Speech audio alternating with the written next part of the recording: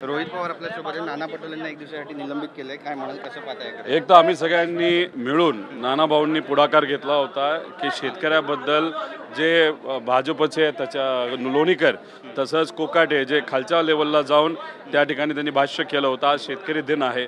आजच्या निमित्ताने शेतकऱ्याची माफी ही सरकारली आणि त्या दोन्ही आमदारांनी त्या ठिकाणी मागितलीच पाहिजे, त्यांच्यावर कारवाई झाली पाहिजे अशी मागणी त्या ठिकाणी केली होती शेतकऱ्यांच्या वतीने.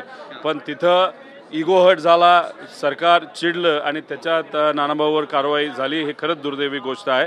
आम्ही सर्वांनी त्याचा निषेध केला. आम्ही दिवसभर सेशनमध्ये जायचं नाही असा निर्णय त्या ठिकाणी घेतलेला आहे. विरोधी सरकार असं म्हणतायत, विरोधक काय म्हणाल? अरे 100% जे काही शब्द तुम्ही दिला होता कर्जमाफीपासून पार दिवसा लाईट, त्याच्याचबरोबर तुम्ही विम्याच्या बाबतीत असेल, नाहीतर आता अवकाळी पावसाची मदत, यातला ₹1 शेतकऱ्यापर्यंत पोहोचलेला नाही, मदत दिली नाही. इलेक्शनच्या निमित्ताने तिथं तुम्ही शेतकऱ्यांना फसवलं आणि इलेक्शन झाल्यानंतर मात्र त्या ठिकाणी तुम्ही शेतकऱ्याकडे बघत सुद्धा नाही.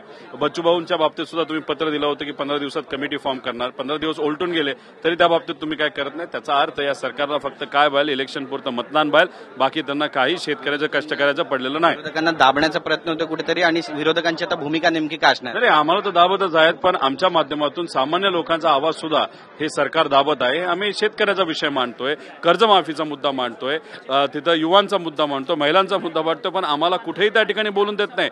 जो बलात्कार झाला होता लहान मुलींवर दौंडला आणि माझ्या मतदारसंघामध्ये, त्याच्यावर मी बोलण्याचा प्रयत्न करत होतो. पण तिथं अध्यक्ष महोदय म्हणाले की हे विषय एवढे महत्त्वाचे नाहीत, विषय महत्त्वाचा असेल तर आम्ही तुम्हाला बोलून देऊ. म्हणजे हे काय त्यांचं वक्तव्य आहे? म्हणजे संवेदनशील हे सरकार आहे का? अध्यक्ष सुद्धा संवेदनशील आहे का असा प्रश्न आम्हाला सगळ्यांना पडायला लागला. मंत्र्यांची जी भूमिका आहे माणिकराव कोकाटेंची, त्याबद्दल काय सांगाल? एक तर ते त्यांना खरंच शेतकऱ्याचं काय पडलंय का, शेती विषयातलं काय कळतं का असा मोठा प्रश्न आहे. त्यांच्याकडनं कुठेही काही कार्य शेतकऱ्यांच्या हिताचं तिथं केलं जात नाही. मात्र फक्त काय करत आहेत तर खालच्या लेवलला जाऊन शेतकऱ्याबद्दल वेगवेगळे वक्तव्य करत आहेत. म्हणजे ह्या सरकारमध्ये काय चाललंय हे नेत्यांना कळत नाही आणि आमदारांना कळत नाही असं आपल्याला त्या ठिकाणी म्हणावं लागेल.